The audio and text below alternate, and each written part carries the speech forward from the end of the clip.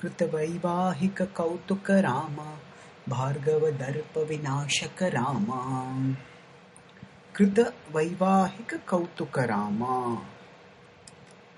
So this is Naam Ramayana going on, and in the conclusion of the Balakanda is being described with the marriage of Lord Ram. The Swayamvar, in the Swayamvar, after Lord Ram won the hand of Sita, the marriage was soon to be performed.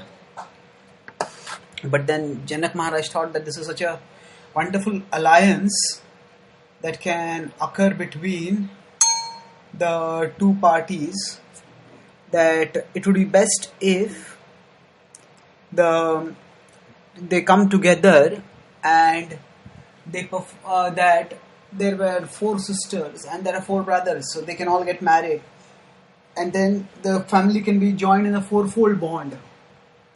With that in mind,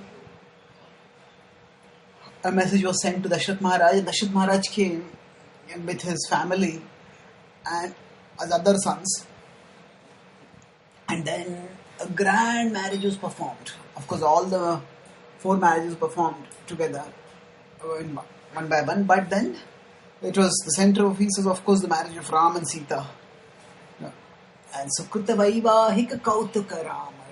It is a magnificent marriage where the 2 kings got united together, the 2 hearts got united, and it was not just a union of 2 hearts, it was the union of the Lord with his eternal consort in their manifest pastimes on earth.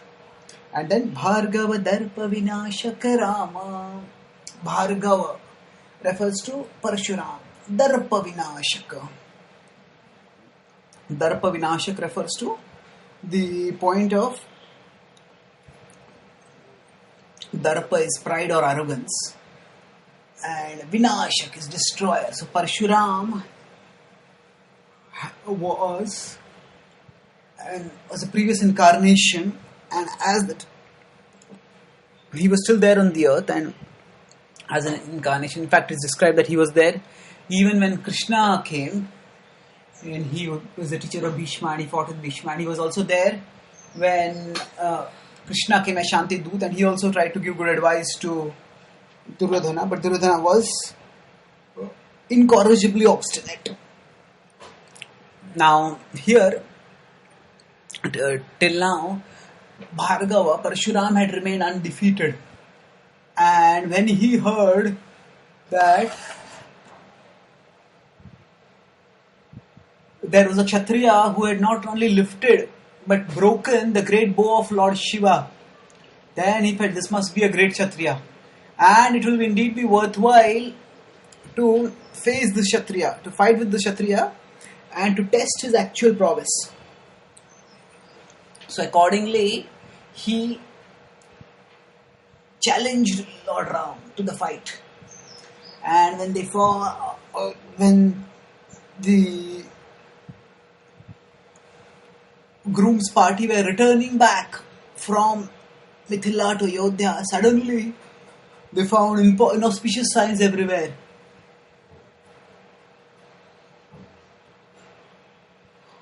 And then suddenly they saw that this fierce looking sage appeared. Dashrath Maharaj trembled and bowed out to him, but neglecting him, Parshuram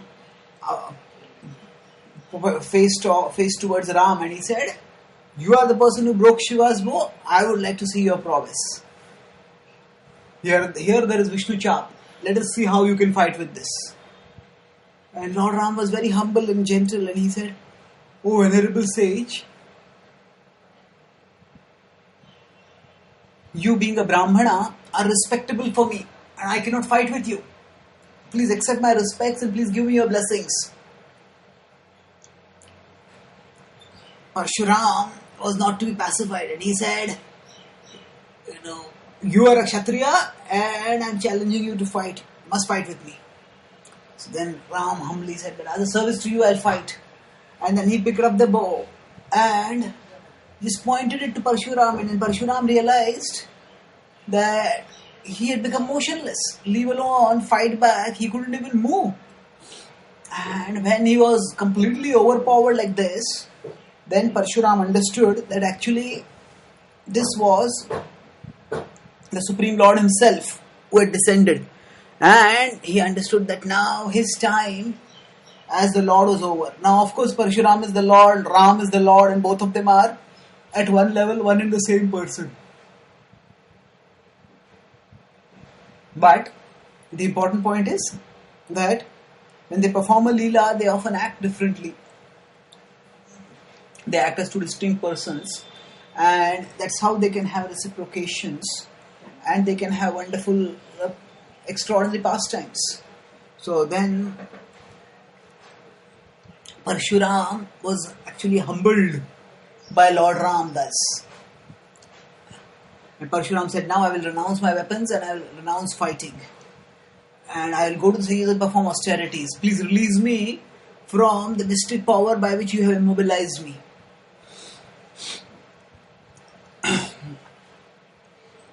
So then Lord Ram released Parshuram.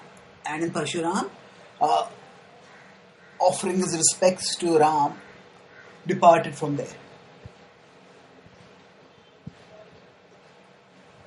So this was a stupendous feat by Ram because Parshuram had defeated the Kshatriyas 21 times and no one had come anywhere near matching him, or to speak of surpassing him, or to speak of defeating him. But Ram had done that.